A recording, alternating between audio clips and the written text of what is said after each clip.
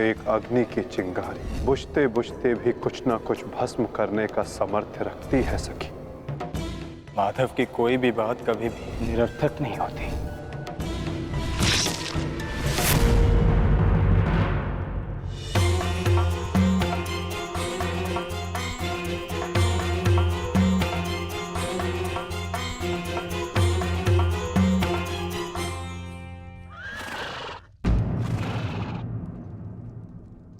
कौन है वहां?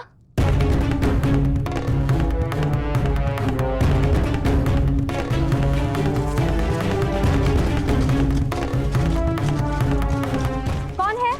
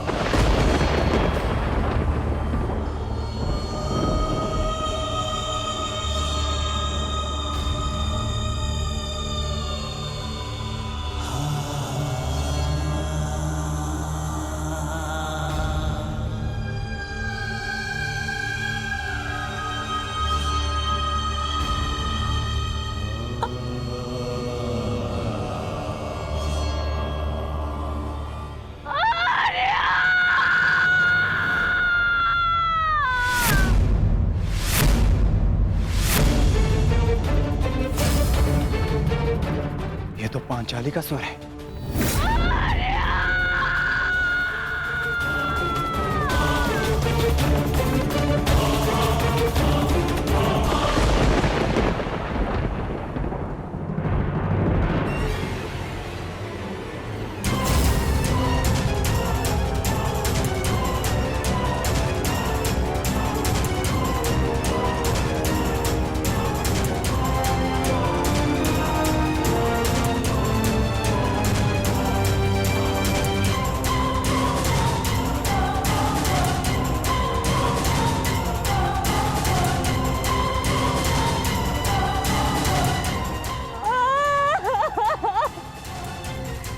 ये सब क्या हो गया? पुत्रो!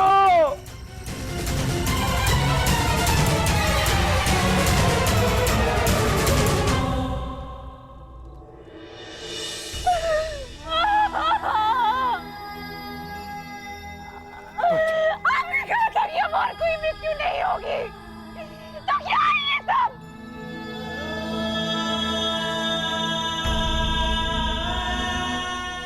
आपने कहा था कि युद्ध समाप्त हो चुका है, तो फिर ये किस बात का प्रतिशोध है? बताइए धर्मराज। ये सब क्या हो गया? किसने किसने किया ये पांचाली? किसने?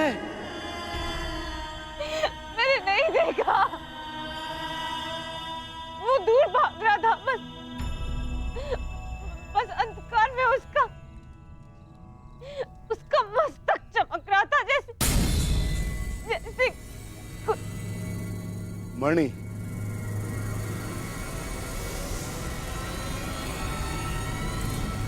अश्वत्थामा।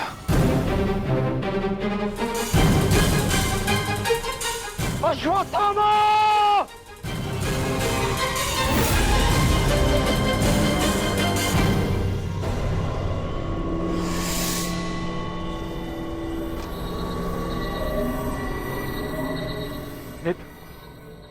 मित्र, हमारा प्रतिशोध पूर्ण हुआ मित्र।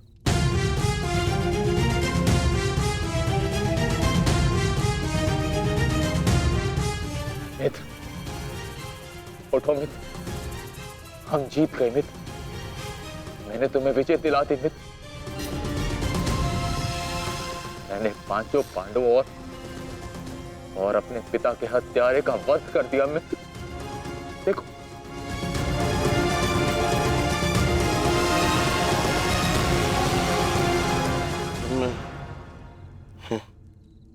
मैं उनका शीश देखना चाहता हूँ।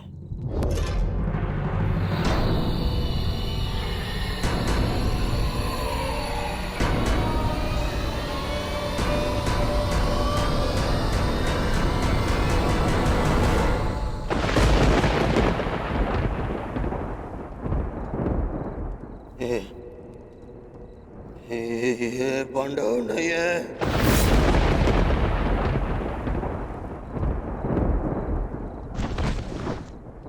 ये क्या किया मूर्ख? ये क्या कर दिया तुमने? ये पांडव नहीं है, ये पांडवों के पुत्र हैं। ये तुमने क्या कर दिया अश्वत्थामा? मेरे कुल को जल चढ़ाने वाला भी कोई शेष नहीं छोड़ा तुमने अश्वत्थामा। आज समझ में आ गया कि प्रतिशोध की अग्नि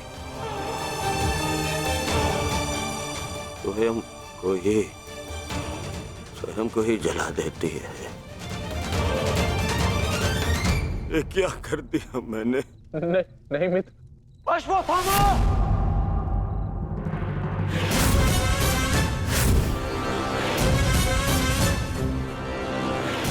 ये तुम्हारा निर्णय था अश्वत्थामा। मेरे लिए तो युद्ध समाप्त हो गया था। अब इस संकट को तुम ही झेलो।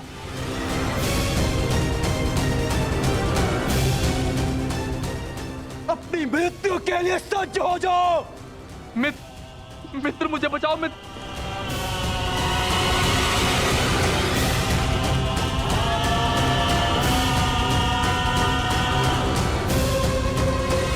अश्वत्थामा!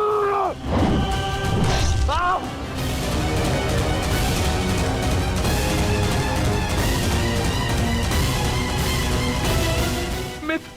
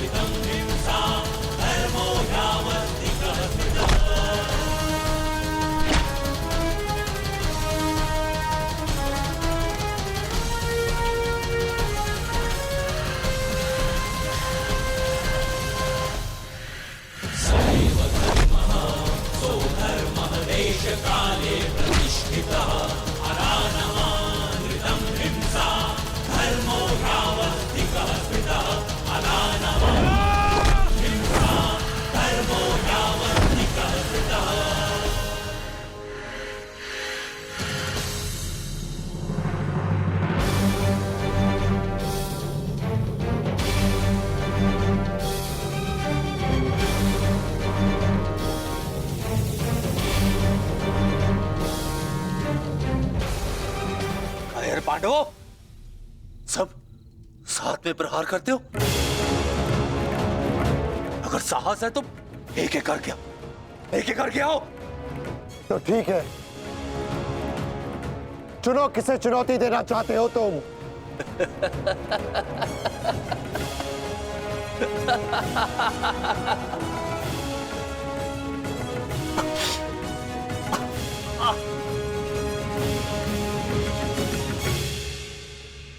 मैं धनुर्धारी हूं, इसलिए धनुर्धारी अर्जुन को चुनौती देता हूं।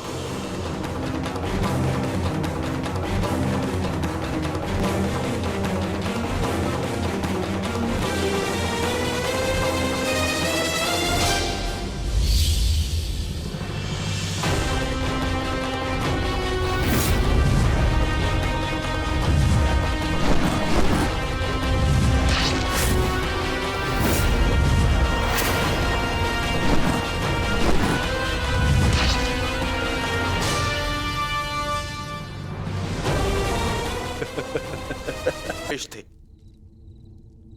और ना ही मुझसे, परंतु पिताश्री इस सत्य का अनुभव कर ही नहीं सके।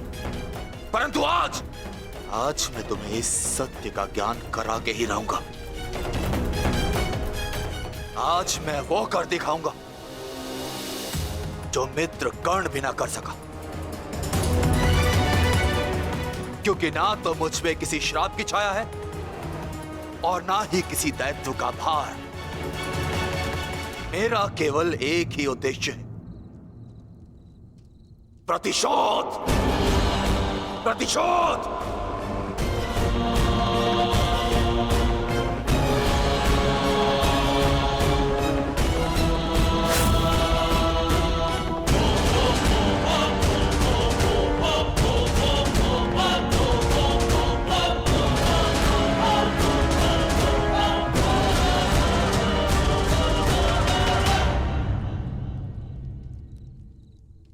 ब्रह्मास्त्र।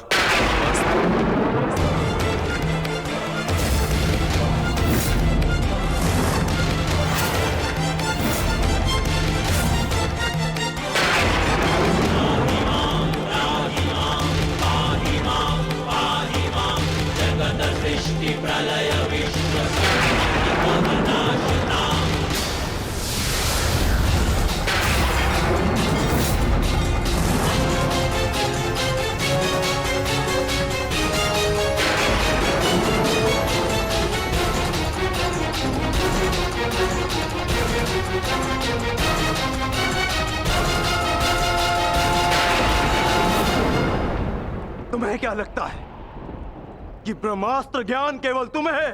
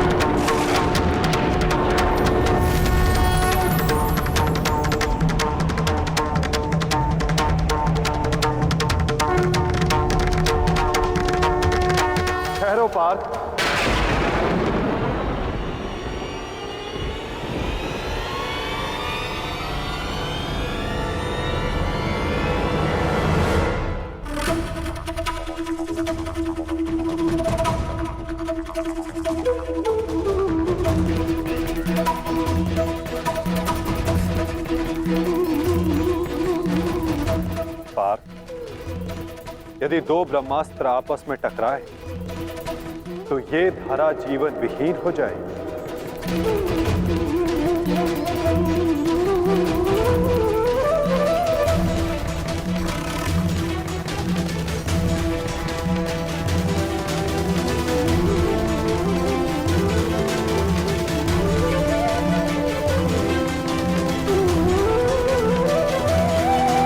युद्ध का आरंभ धर्म स्थापना के लिए हुआ था पार्थ, सृष्टि के नाश के लिए नहीं। अपना ब्रह्मास्त्र वापस ले लो पार्थ।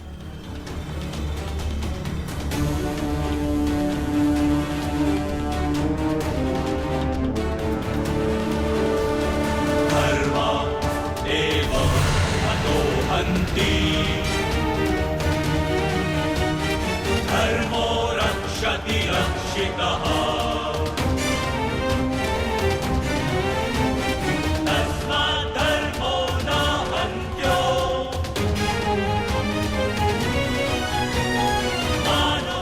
अश्वत्थामा, तुम भी अपना ब्रह्मास्त्र लौटा लो।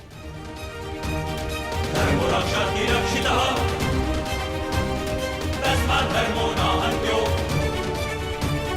मानुधर्मो हतो वधि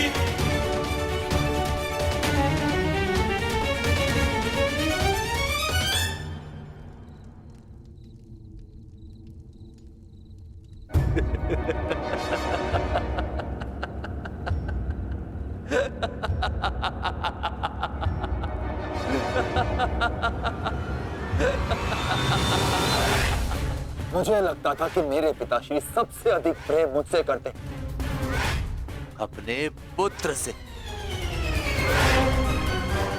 परंतु नहीं। इसी क्षण ये ज्ञात हुआ कि वो अधिक प्रेम इस अर्जुन से करते।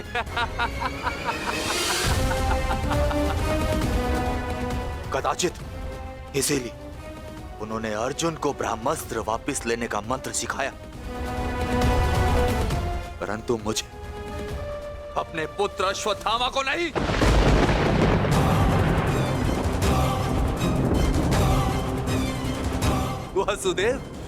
वासुदेव, मुझे ब्रह्मास्त्र वापस लौटाने का मंत्र नहीं आता। नहीं आता।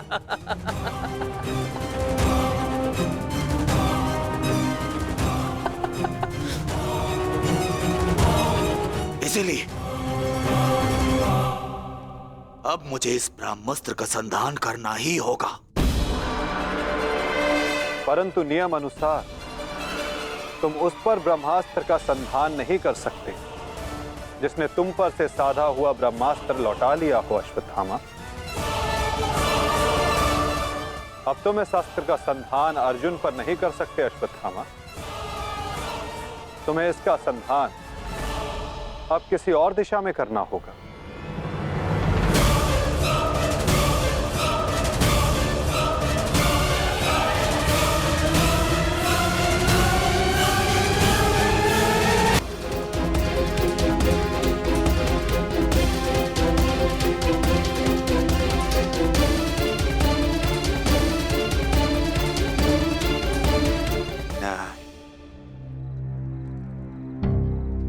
नहीं वासुदेव, नहीं।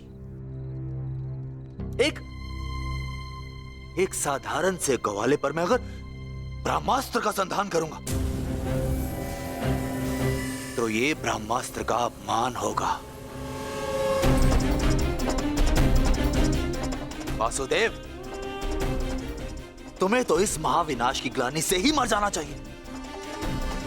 तुम पर संधान करने से क्या लाभ?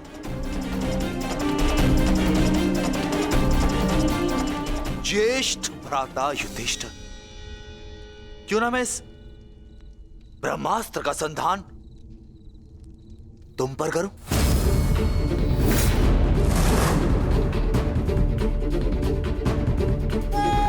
क्योंकि राजा समाप्त, अर्थात युद्ध समाप्त। इस एक अस्त्र से मैं इस युद्ध का परिणाम बदल सकता हूं। तुम्हारे प्राण लेकर भ्राताश्री,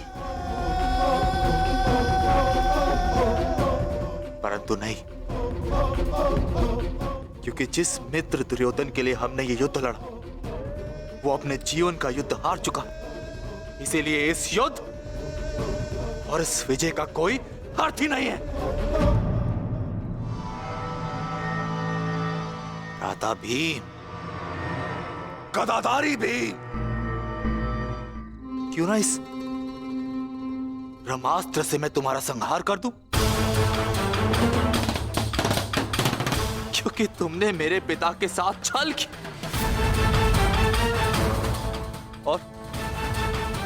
और बड़ी निर्दयता से मेरे पिता का अंत करवाया।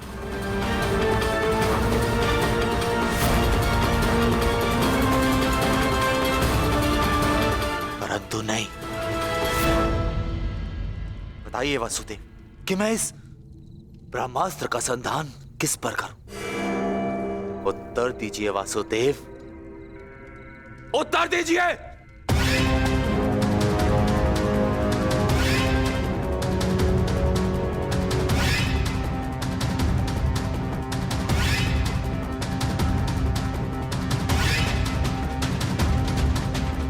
संधान करूंगा, परंतु उस पर जिस पर संधान करने से मेरा वचन पूरा होगा, जो मैंने अपने मित्र दुर्योधन और अपने पिता की जल्दी देह के समक्ष दिया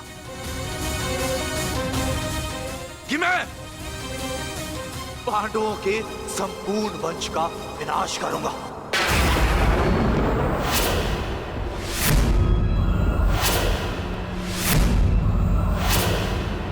मैं द्रोण पुत्र अश्वत्थामा ये कामना करता कि मेरा ये ब्रह्मास्त्र गिरे उत्तरा के गर्भ पर, जहां पांडवों के वंश का अंतिम बीज पल रहा है। अश्वत्थामा!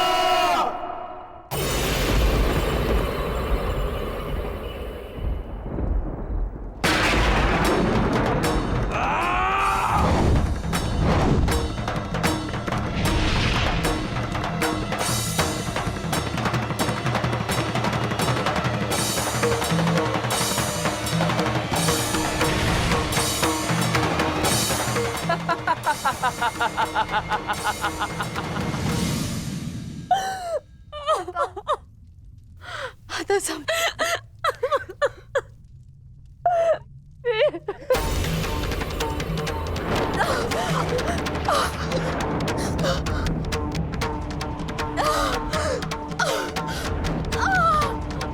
क्या हुआ पुत्री, तुम ठीक हो ना?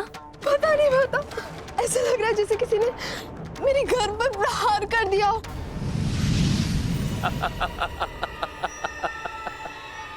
पांडवों के वंश का विनाश। अश्वत्थामा! ठहरो पांडवों, आज तुमने एक ब्राह्मण होने का धर्म त्याग दिया है अश्वत्थामा। अपने इस दुष्कर्म के कारण आज तुम ब्राह्मण नहीं रहे, अपितु एक राक्षस बन गए हो।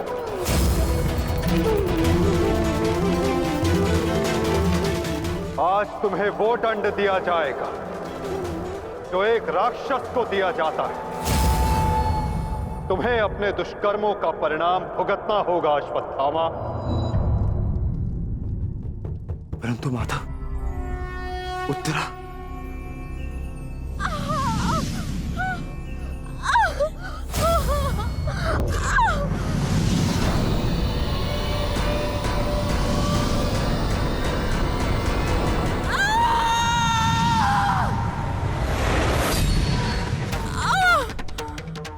ब्रह्मास्त्र उत्तरा के गर्भ में प्रवेश कर चुका है पार्थ।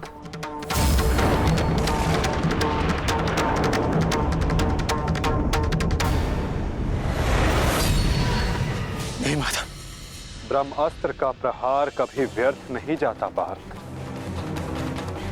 और उत्तरा की कोख में पल रहे नवजीवन के प्राणों पर यदि कोई संकट आया तो ये संकट केवल उसके प्राणों पर नहीं, उसके भविष्य पर नहीं, अपितु समस्त संसार के भविष्य पर आएगा पार्थ।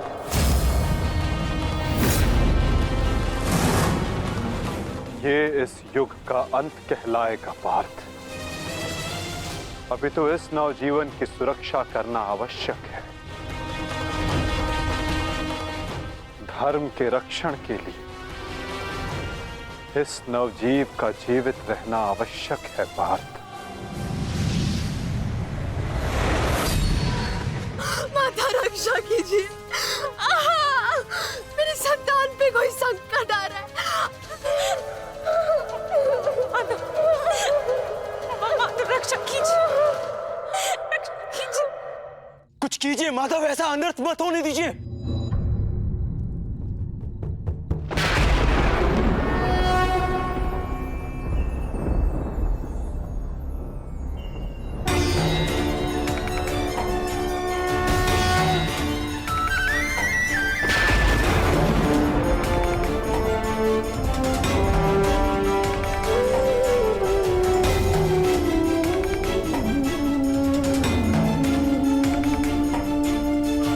कृष्ण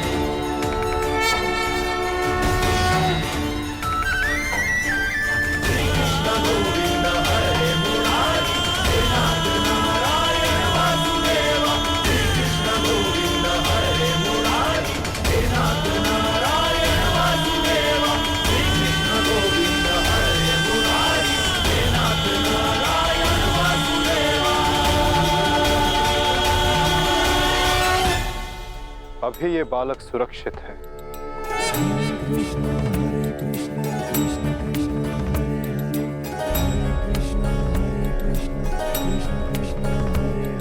किंतु ब्रह्मास्त्र रूपी काल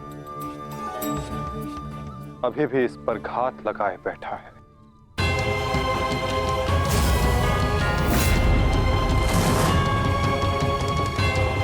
इसलिए मैं स्वयं इस बालक की सुरक्षा और इसका मार्गदर्शन करूंगा।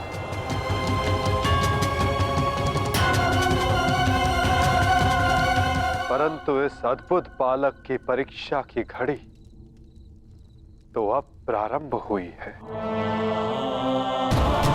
एक योद्धा की भांति इस बालक को इस संसार में जन्म लेना होगा,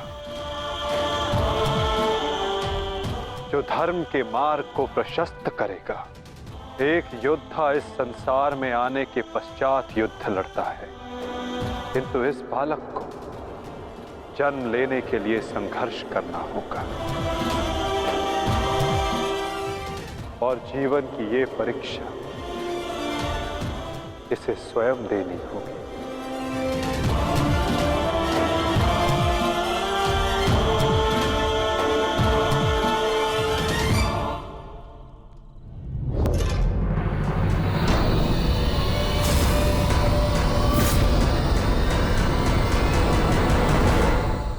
तुमने सीमा पार कर दिया अश्वत्थामा। अब मैं तुम्हें जीवित नहीं छोड़ूंगा। सच्चा हो जा मरने के लिए अश्वत्थामा।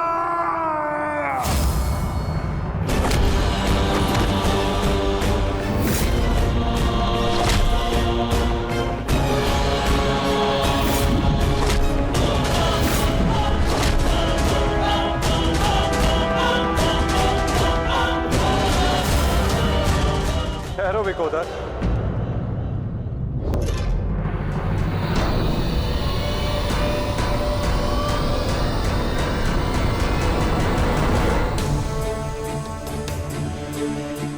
अश्वत्थामा तुम्हारा गुरु पुत्र है और जन्म से एक ब्राह्मण भी।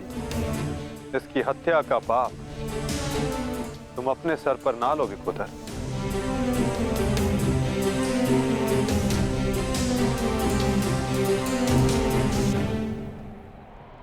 किंतु माधव, इसने जो किया है वो क्षमा के योग्य नहीं। अवश्य पार्थ, अश्वत्थामा ने जो किया वो क्षमा के योग्य नहीं है। अश्वत्थामा को दंड अवश्य मिलेगा। ऐसा दंड कि आने वाला संसार सदा स्मरण रखे कि मूर्खता और खीज में किया गया कर्म सदा विनाशकारी सिद्ध होता है।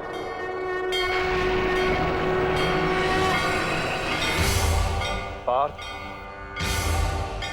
अश्वत्थामा के मस्तक की मणि निकाल।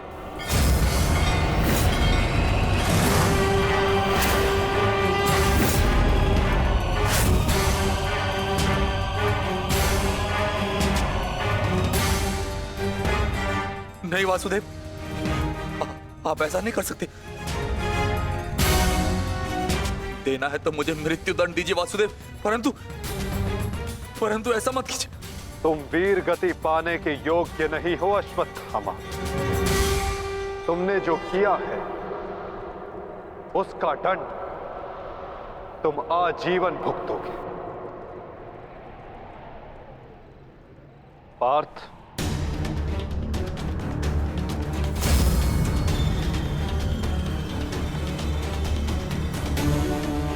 रुक जाओ अर्जुन, अर्जुन मैंने कहा मेरे पास मत आओ, रुक जाओ। धर्मा एव हतो हन्ति, धर्मो रक्षति रक्षितः, तस्मात् धर्मो न हन्त्यो, मानो धर्मो हतो वधि।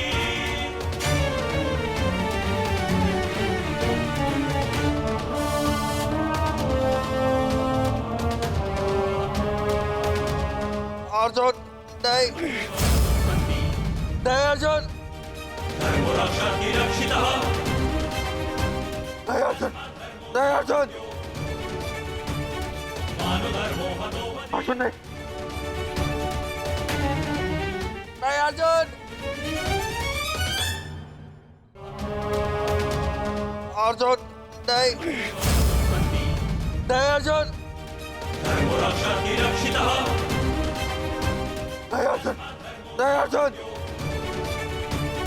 मानो धर्मो हतो वधि। अर्जुन नहीं, वासुदेव क्षमा कर दीजिए।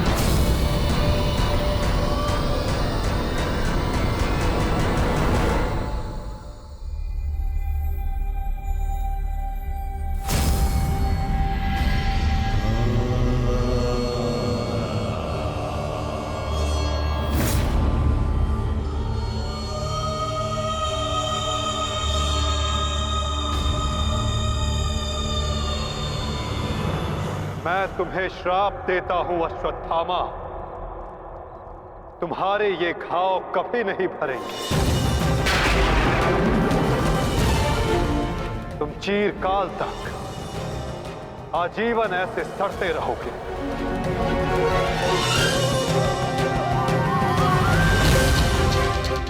ये घाव लिए तुम जीते रहोगे अश्वत्थामा, और कलयुग तक समस्त संसार को संदेश दोगे कि पाप का भार असहनीय होता है। नहीं नहीं नहीं नहीं नहीं वासुदेव, वासुदेव मुझे क्षमा कर दीजिए, मुझे मृत्यु दे दीजिए वासुदेव, परंतु ऐसा मत कीजिए। नहीं गुरुपुत्र, अब से तुम्हारा जीवन ही तुम्हारा दंड है।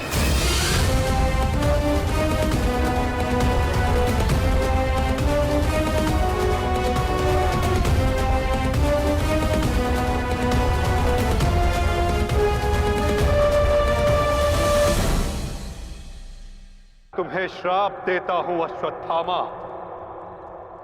तुम्हारे ये घाव कभी नहीं भरेंगे। तुम चिरकाल तक आजीवन ऐसे सड़ते रहोगे। ये घाव लिए तुम जीते रहोगे अश्वत्थामा, और कलयुग तक समस्त संसार को संदेश दोगे कि पाप का भार असहनीय होता है। नहीं नहीं नहीं नहीं नहीं वासुदेव, मुझे मृत्यु दे दीजिए वासुदेव, परंतु ऐसा मत कीजिए। नहीं गुरुपुत्र, अब से तुम्हारा जीवन ही तुम्हारा दंड है। ये क्या हो गया विदुर, ये क्या हो गया? एक भूल के कारण मेरा समस्त वंश समाप्त हो गया विदुर, समाप्त हो गया। यदि उस सभा में मैंने अपने पुत्र को रोका होता तो आज मेरे सभी 100 पुत्र जीवित होते।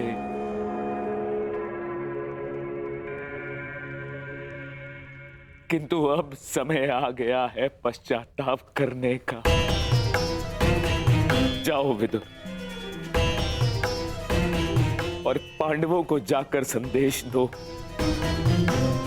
कि वो आकर अपना राज्य ग्रहण करें, और भीम से कहना कि वो मेरी सभा में आने से पूर्व वो मेरे समक्ष आए। मैं उस वीर से मिलना चाहता हूं जिसने अपनी प्रतिज्ञा पूर्ण करने हेतु मेरे 100 पुत्रों को काल की गाल में डाल दिया।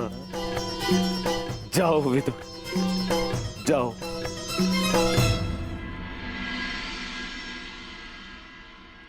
महाराज धृतराष्ट्र की आज्ञा का पालन अवश्य होगा महात्मा विदुर। कल पांडव उनके समक्ष अवश्य प्रस्तुत होंगे।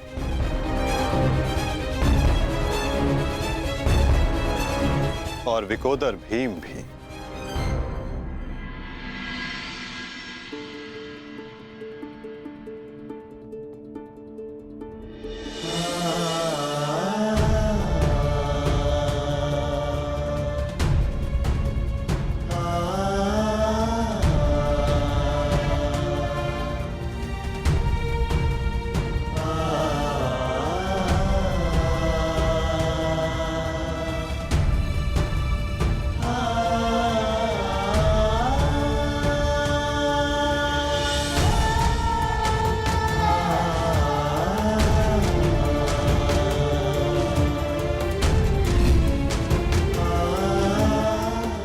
कल्याण हो पुत्रों।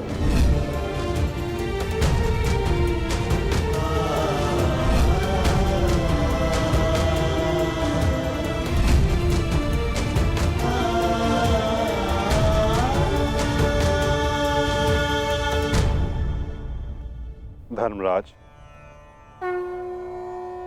समय की गति सर्प के समान होती है। वो स्वयं चला जाता है परंतु अपने चिन्ह छोड़ जाता है। ज्ञानी पुरुष बीती से सीख लेकर आगे बढ़ जाते हैं। भूतकाल का स्मरण करके वो अपने वर्तमान और भविष्य को समाप्त नहीं करते।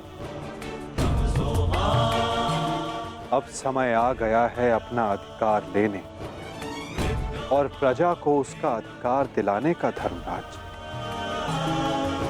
तुम धर्म युद्ध जीत चुके हो, अब धर्म की स्थापना करो। धर्मराज, आगे बढ़ो।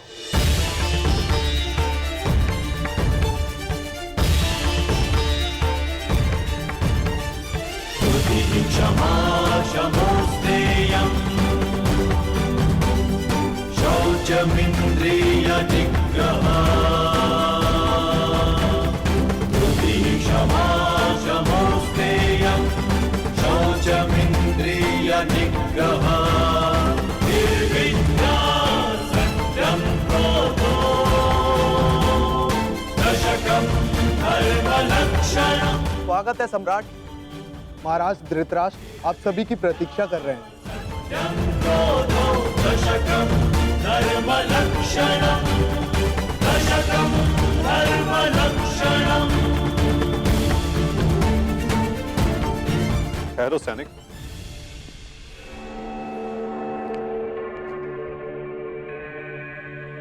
मुझे युवराज दुर्योधन का कक्ष देखना है। आइए वासुदेव।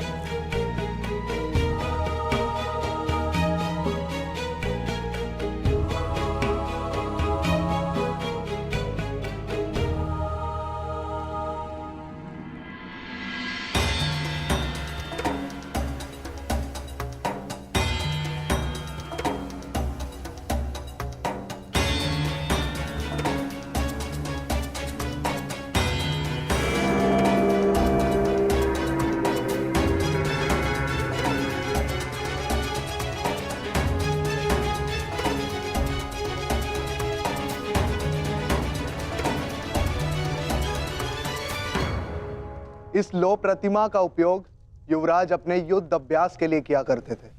किंतु ना अब दुर्योधन शेष है, ना युद्ध। अब इस प्रतिमा का स्थान बदलने का समय आ गया है।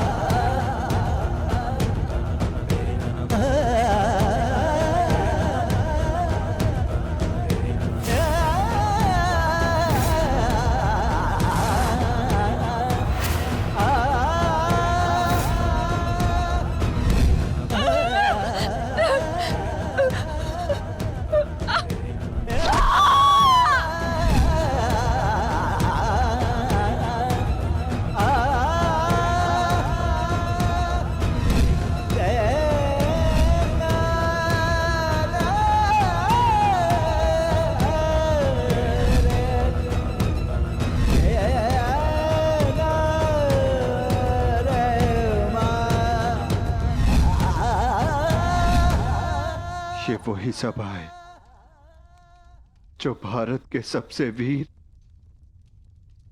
और महान महारथियों से सजी रहती थी, और आज ये रिक्त है। वो एक अशुभ दिन था, वो एक द्यूत सभा जो मेरे 100 भाइयों और उन सभी महारथियों के विनाश का कारण बनी। 100 नहीं, 101 101 भाई थे भ्राता भीम, कौरव और ज्येष्ठ कर्ण। सारी प्रतिज्ञाएं पूर्ण हो गई। यदि कुछ खाली है तो ये सभा। तुम सब विलाप ना करो।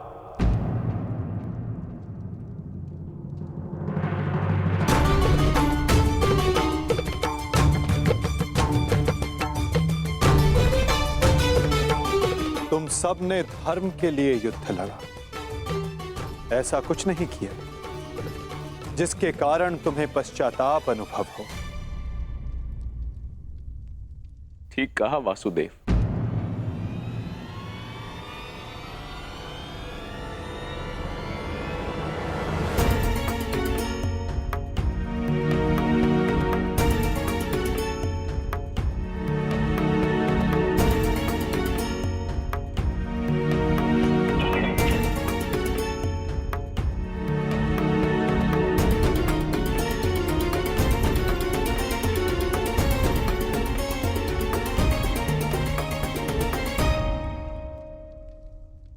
पश्चाताप तो मुझे करना चाहिए।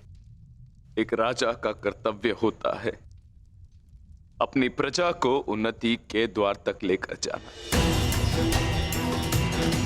और एक पिता का कर्तव्य होता है अपनी संतान को धर्म के मार्ग पर ले जाना। परंतु मैं दोनों में से एक भी कर्तव्य का निर्वाह उचित रूप से ना कर सका। यदि आज ये सभा रिक्त है तो उसका कारण मैं ही हूं वासुदेव। भीम, तुमने मेरे 100 पुत्रों का वध किया है, किंतु अब मुझे तुम्हारे भीतर अपने वो 100 पुत्र अनुभव होते हैं। पुत्र, एक बार, केवल एक बार एक अभागे पिता के आलिंगन में आ जाओ। मुझे ऐसा लगेगा कि मैंने अपने सभी पुत्रों को अपने आलिंगन से लगा लिया है।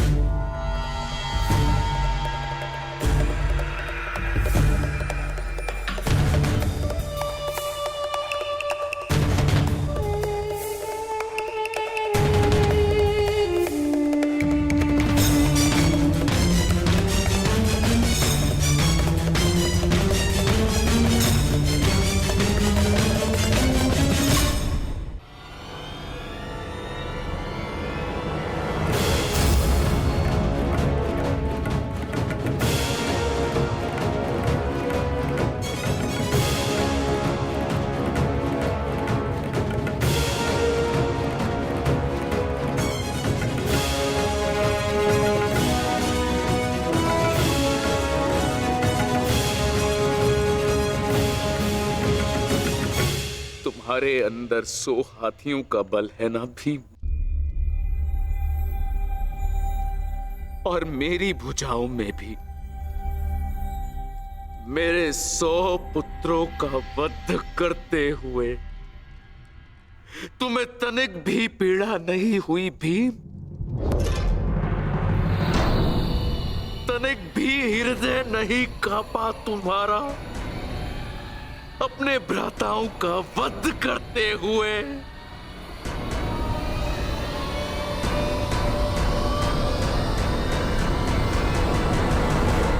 दुर्योधन,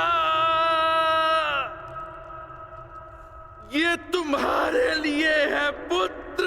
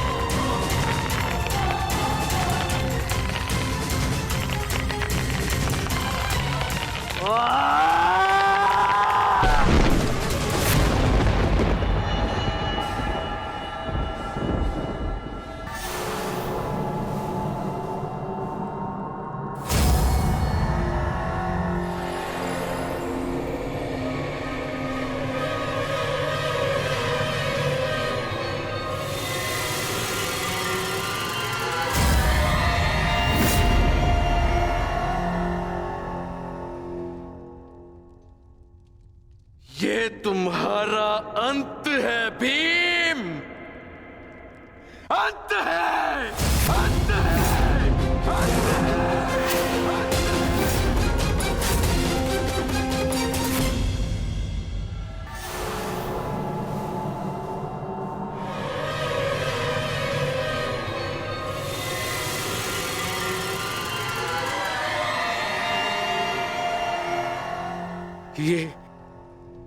ये मैंने क्या कर दिया?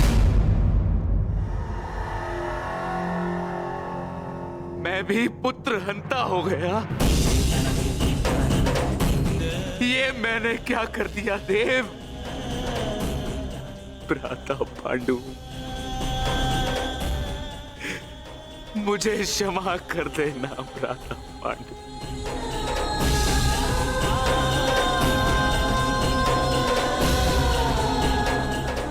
प्रतिशोध की ज्वाला ने मेरे विवेक को हर लिया। क्षमा कर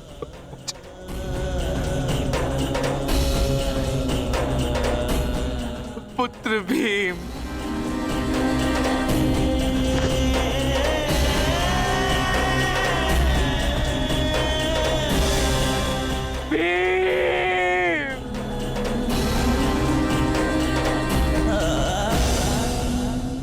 आपने उचित कहा महाराज। जब मनुष्य का विवेक हर जाता है तो उसके पांव स्वतः ही पाप की ओर बढ़ जाते हैं। किंतु अभी समय नहीं आया है महाराज कि आप अपने भाई से क्षमा मांगे। आपके पुत्र विकोदर भीम अब भी जीवित हैं।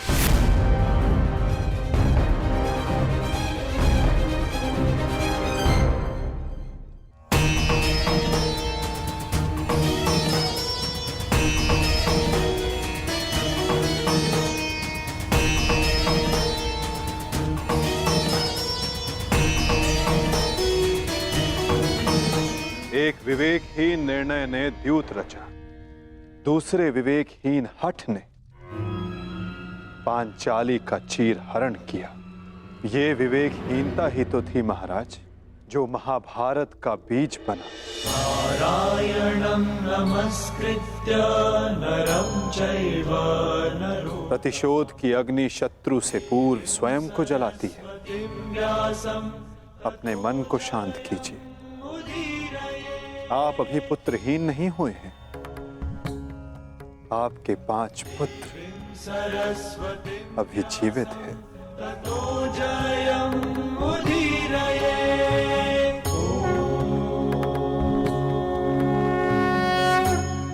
अपने मन की अग्नि को शांत कीजिए।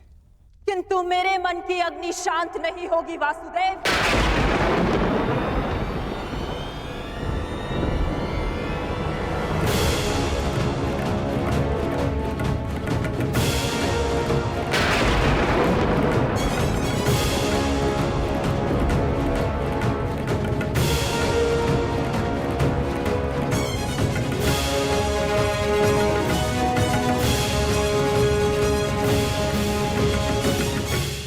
छल से मेरे सभी पुत्रों को मरवा डाला वासुदेव।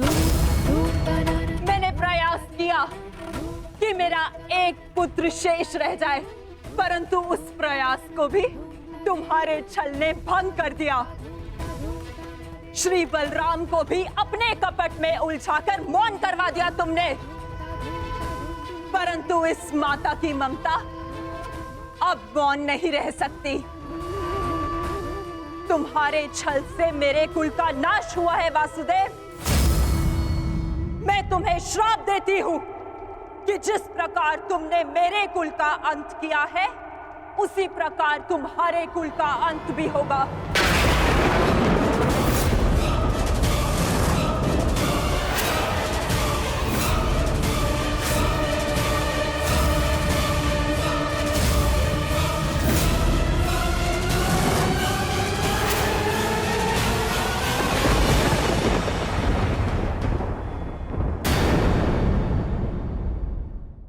हूं कि जिस प्रकार तुमने मेरे कुल का अंत किया है, उसी प्रकार तुम्हारे कुल का अंत भी होगा।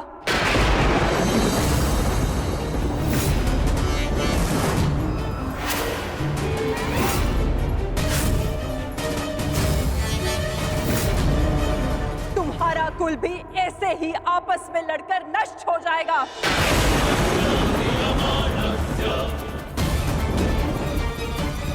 मैं भाग्यशाली हूँ कि मेरे नेत्रों पर पट्टी बंधी है और मैं ये सब नहीं देख पाई, परंतु तुम ये महाविनाश अवश्य देखोगे। तुम स्वयं अपने कुल के महाविनाश का प्रारंभ करोगे वासुदेव।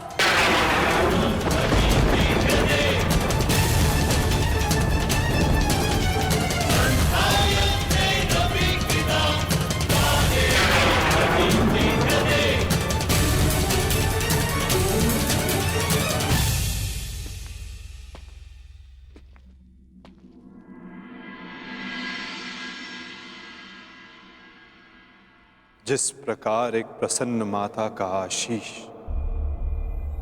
संसार में कोई नहीं रोक सकता, उसी प्रकार एक दुखद माता का श्राप संसार में कोई नहीं टाल सकता।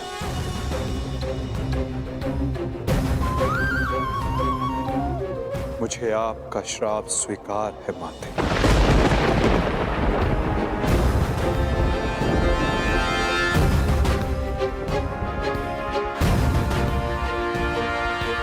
किंतु क्या आपको ज्ञात है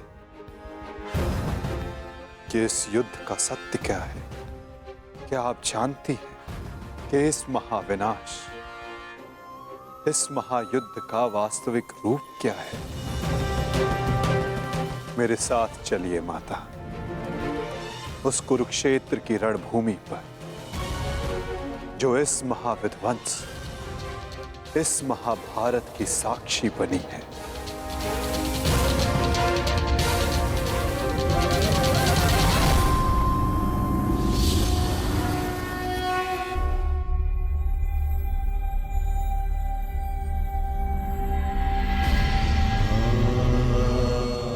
ये दुर्गंध कैसी वासुदेव?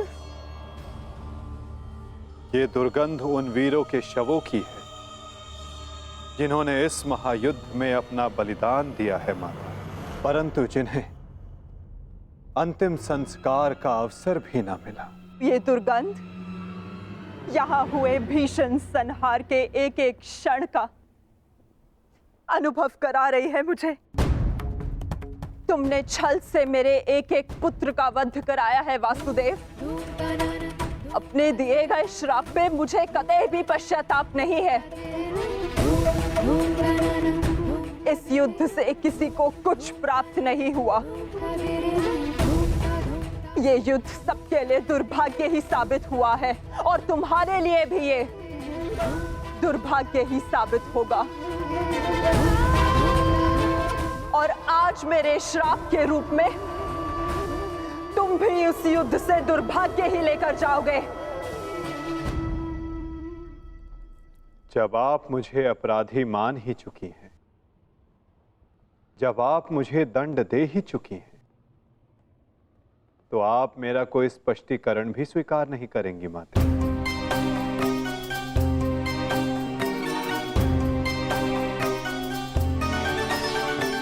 परंतु सत्य का भान आपके लिए आवश्यक है माता। जिनकी दृष्टि से इस महायुद्ध का कोई भी क्षण, कोई भी छल अनदेखा नहीं गया है माते, अब वीर बारबरी आपको सत्य का भान करवाएंगे।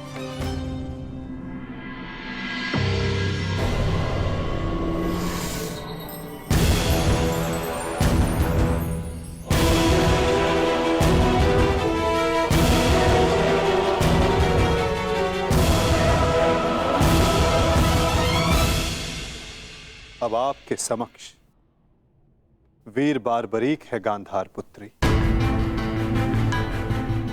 जो आपके पौत्र भी हैं, जो इस युद्ध के एकमात्र दर्शक हैं।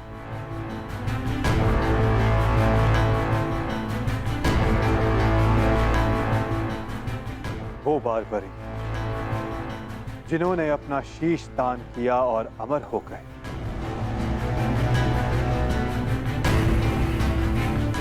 अब वही आपको सत्य का ज्ञान करवाएंगे। वीर बारबरीक की दृष्टि से इस महाभारत का कोई भी बल और छल अनदेखा नहीं रहा है माता। अब बारबरीक आपको सत्य बताएंगे। पुत्र बारबरीक, तुम स्वयं बताओ, क्या वासुदेव ने छल से मेरे पुत्रों का वध नहीं करवाया है?